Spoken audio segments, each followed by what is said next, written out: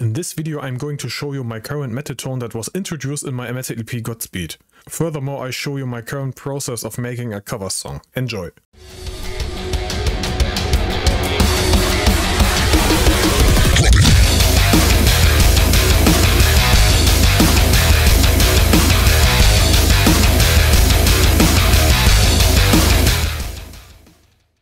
So, welcome to Studio Forces 2. I know, it's been a while since the last one, I think, but I thought why not making a new video of me, how I record my sound and my metal tone especially, and maybe some other mixing things I can give to you.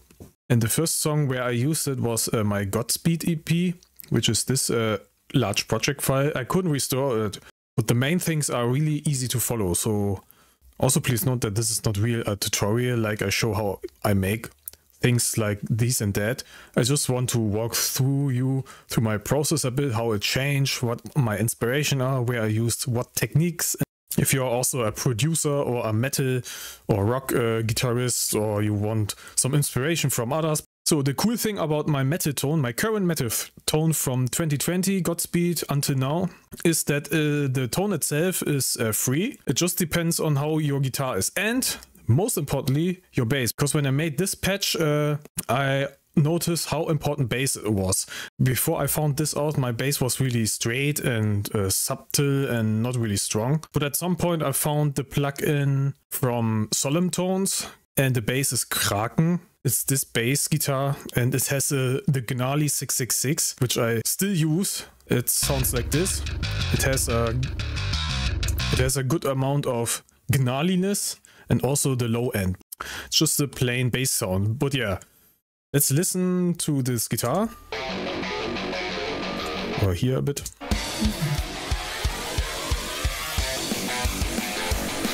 Sounds pretty lame, right? And with the bass. Yeah, it's way better. This is the plugin that changed basically my life. I was looking for a plugin that was basically free, because before I used Guitar Rig 5 and Podfarm and Bias FX and how are these all called? I don't know. But there's one thing that bothered me really, and it's not buying the license or so from it, but it's just activating it. If you go on my website, I have made this how-tos, and here you can also read the story in a text form. And here is the amp I found. Ninja amp by Nalex here. Wow, GG, what the fuck, what happened here? There you go, you can still find it at Nalex Software, Blog Software, I think. I will put all the links in the pinned comment, not in the description. And here are the VST versions, so let's go. The difference of a usual amp here is, well, this has already included a nice tube screamer. This makes the sound already pretty good. Also makes the sound pretty good is the ML Sound Labs Best IR in the World. This is the one I use. This sounds like a diesel. Or this one. There's also, I think I also use this one and this one and this one. So if you have some of your favorites, I don't have many because I don't use them all. I mostly go with this one. You can probably notice this. And there you go, that's the fat sound. Here I have some basic compression and EQ. By the way, the guitar I'm using here is from the same manufacturer, which is Solemn Tones, an amazing guy. And that's why I said everyone can do this, because you don't need to play guitar for this, just buy this and you're happy. And if you wonder, but you have a guitar, why don't you play it? Then please look at my main channel, I'm Retired Metalhead.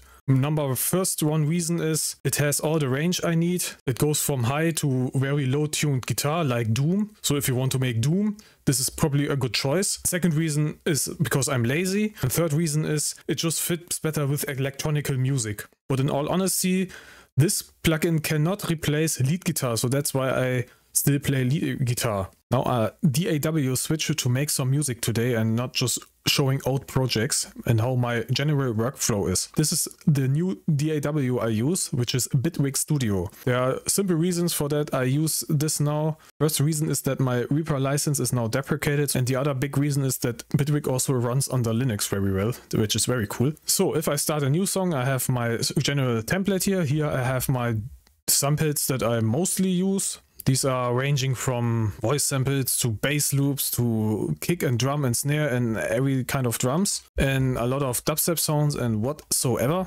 So I really need these samples here from my daily workflow. On the left, I have always the song, which means if I cover a song, sometimes, not always, but sometimes I put the original song here to check the tempo of the songs, which you can regulate here, especially if these songs are really hard to figure out the notes, like in Terraria or whatever. It's very good to have them here aligned, and then you can try to find the notes. Here I throw in kick, snare, head, percussion, impacts and loops. And these are just LFO tools. Mostly I add some stuff here in case I need, but here are all the drums. After my drum samples, I have the sidechain trigger and the sidechain. If you don't know what a sidechain is, it's pretty easy explained. Once a signal is played, everything in the sidechain folder will reduce its volume. Usually you do this on drums. The problem for me here is that it's not very flexible in my opinion. With a sidechain trigger you can do this manually by making these MIDI bars as you want. A sidechain trigger like this is easy to make. Just pick any synth you have in your DAW. It can be a sine wave or whatever. And then you need to find out how to deactivate the output of it. So in this case, the monitoring. Usually it goes out to your speakers, but if you make no input, then you can play it on the keyboard like this.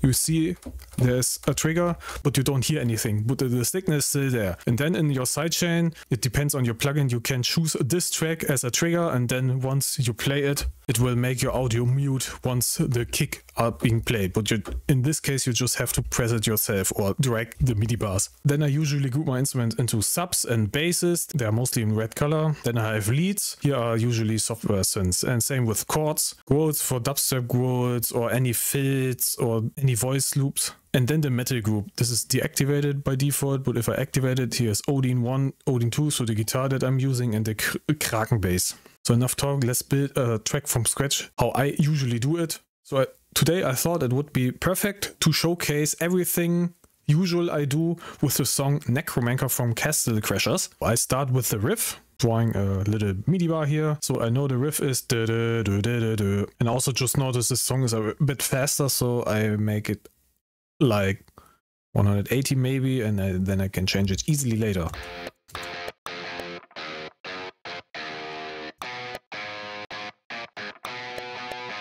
So in this case this riff is very simple, so I can copy and paste it with Ctrl D. So here I change the guitar from left to right and right to left and so on, and then everything comes together. So this is a great song to show you how I usually do, like a build up and then the drop and then usual stuff. So now we have this. And now let's add some drums. So I always start with a kick, and I tend to use samples now. Before I used a drum sampler or a drum VST where I could drag the samples into the drum sampler and then have a VST ready to play. But I decided to not do this anymore because this helps me to try different kicks and snares and whatever drum sounds. As long as you have a variety like I have now, you can do this of course. So I just scroll through these that I like. So I think this works pretty well. So I drag it here and then put it on the 1 and 3. So just copy, and now I need a snare. Maybe this one is already really loud, so I make it a bit quieter. This is cool. In my opinion, this is a really smack in your face sound. Now I can make a selection of this and copy and paste it like this. And my usual variations are putting the kick also here.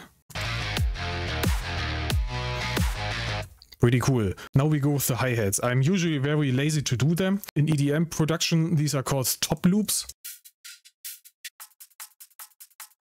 So like this one, I drag it here and your DAW will automatically align this in the right tempo, usually. You need to be careful though with the stretching as it will alter the sound of the sample. Usually I go with the mode repitch. That means the longer you stretch the sample, the deeper the sound will be, like in a tape machine or so.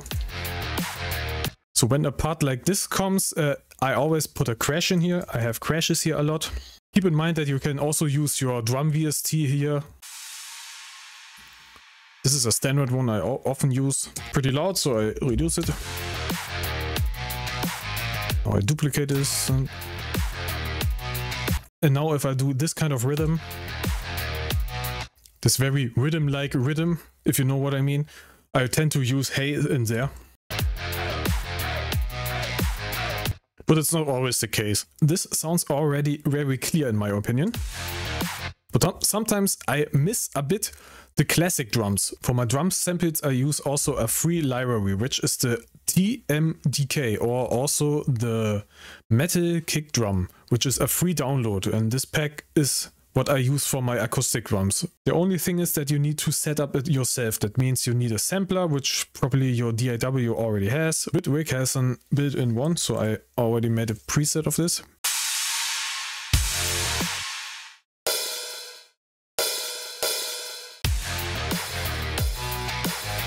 I usually go something with this, double kicks, machine gun snares.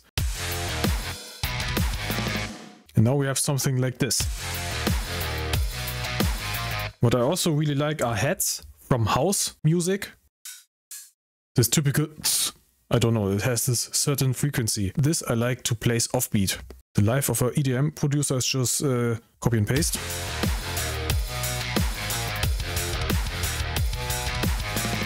I think it's even too much here already, so I scrapped over my cool drum loop.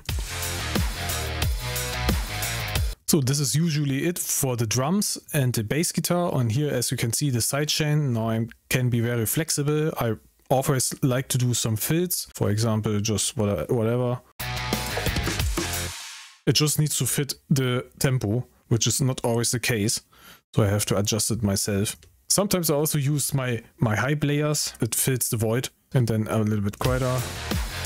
This is something you don't really recognize usually, but it's there.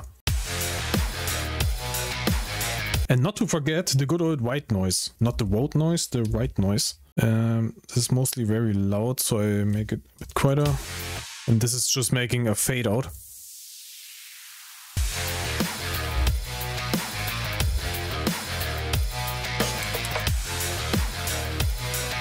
The white noise does not fit here, I think. It's mostly a trial and error. I still make a lot of mistakes, and that's why sometimes I need 1 month for a cover, because I'm just not content. And beside of time, it's just a matter of taste. It also depends on if I listen on my headphones or on my studio speakers. It really depends. So to enhance the riffs, I can use something like in my library. For example, here I load Favorite Synthesizer Serum. You can have a good sound in your mind, but you have to create it in your DAW, and it's not always easy.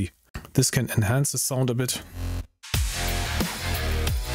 And most of the time I post-process these effects even more. For this I have the good old fat racks. In general, these are multiple effects in a chain. In my case, it's a multiband to enhance the basses, compressor to make it even, then some kind of distortion, equalizing, and peak limiter at the end to keep it at the same volume.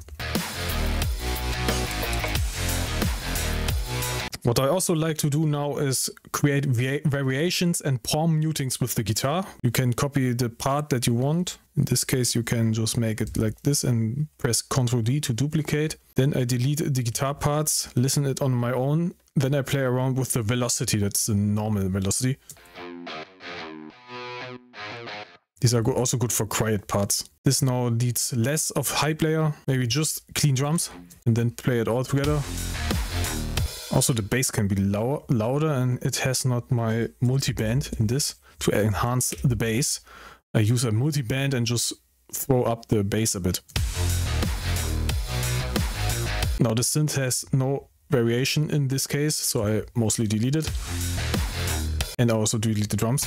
Would make it a little bit of a fade out using again a crash.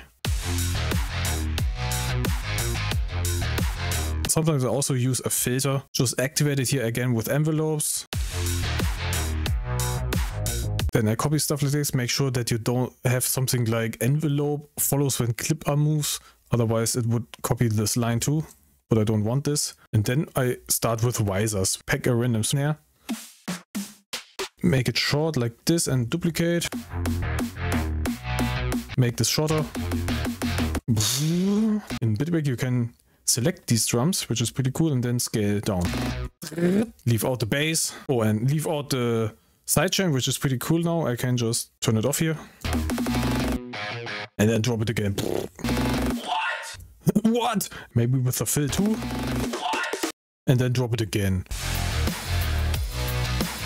I also show you now how I make a usual riser at the beginning to create the first hype. These are also a lot of effects that require a lot of sound design, but we can already take, for example, the snare riser, put it here.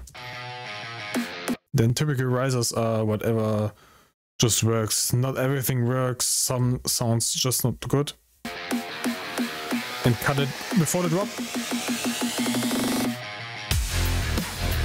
Also, to create a kind of washing out sound, I made this delay preset, which is basically a macro controlling now a lot of knobs. In this case, it shifts the pitch of the sound. It makes a filter so the sound gets thinner, and then it creates also reverb and delay. So you make something like this.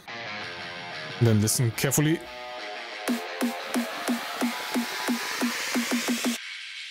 This is the guitar now, and boom. Another key thing is that I listen and keep repeat listening my stuff before I continue with the other parts of the songs. Because in this case now I found the riser okay, re-listening a bit I found it too loud.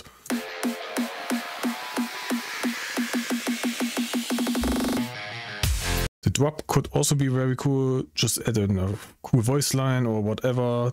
What I also often like to do is taking a really smacky snares like this Venus snare, like this, and then put it in front of it here, but then reverse it. It's now a bit loud, so I make it a bit quieter. Now it's also important to speak about the master chain. In this case, it is turned off, so it sounds already good without it, but I always use one because it will clip. The more simple, the better sometimes, especially in music like EDM. So I like to turn up the bass a bit, the low ends. But I also have a second mastering chain that I call just mastering native with a peak limiter. And here you can also play around with the drop. For example, sometimes I like to turn it off when the drop is coming. So I make it louder here, the ceiling a bit down, then automate this. We go here and click boom to 0. And now it's max again.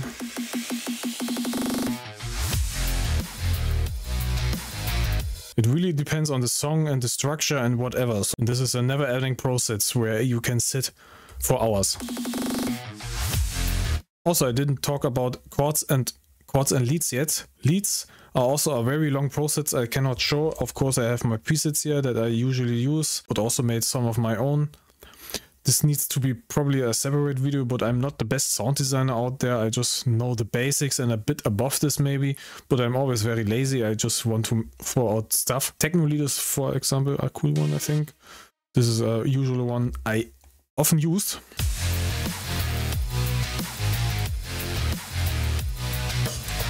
Speaking of chords, these can be detuned chords, like for example, I made these chords big clean detune, which are actually overpowered for the CPU. Usually I use MIDI plugins that manipulate one single note of a MIDI note. For example, in this case I use multi-note. Has here the root note, 1 octave higher, lower, and the 5th. I think it's the 5th. And that sounds already pretty full.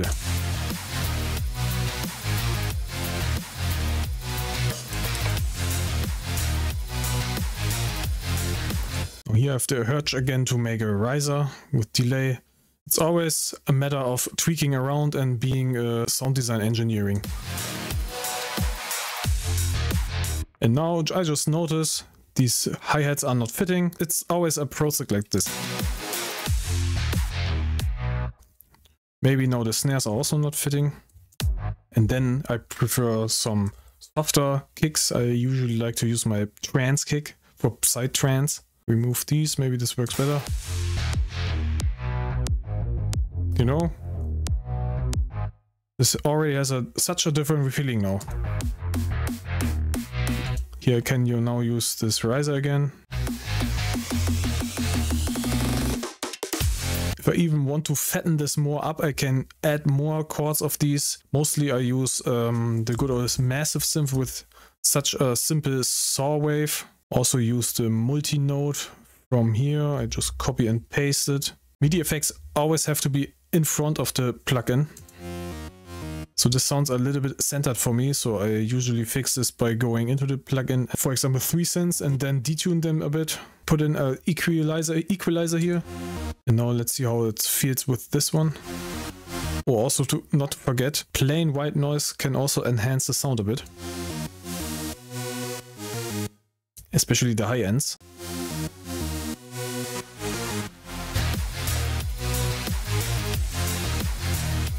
This is how I stack and continue and fix here, there and there and cut out here anything and put here a random voice and here a fill. It's just a matter of process. It just continues to grow. Throw samples in, delete them, EQ here, EQ there. Now I have a random idea that I can use maybe something like a chorus. It has already filter here and no, this one, hyperdimension, I turn this off now, delay, reverb. Maybe this I leave on.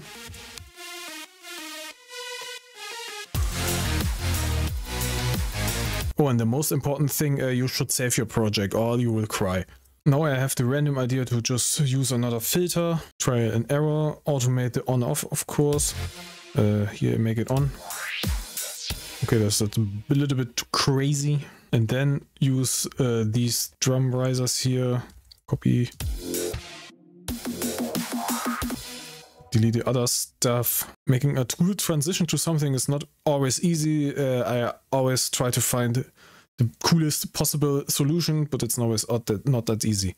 So now I want to turn off the filter again, like here. Another kick, then an impact. I think I didn't use any impact yet. Go here again. And to make a cool transition now, I copy these first note bars here like this. Make just the first note playing like this. Put it here, here. And now you have it like something like this. No sidechain. Maybe it's now a bit too loud. Need to find maybe another one, but now we have this the step. Now I have made a delay that will only play at the end. Oh no, it's not called delay, but it's called delay fade out. And this will also only be activated at the end, at here. And then of course turn up delay. And maybe a bit more. This is perfect for a little fade out. So that's pretty much it for this Studio Fortress. I hope you liked it. I hope somebody of you could learn something out of it. And yeah, I already made some changes now and I will play this back now what we did today. Keep in mind this is definitely not finished. I will not upload it like this. And yes, but enjoy and see you next time.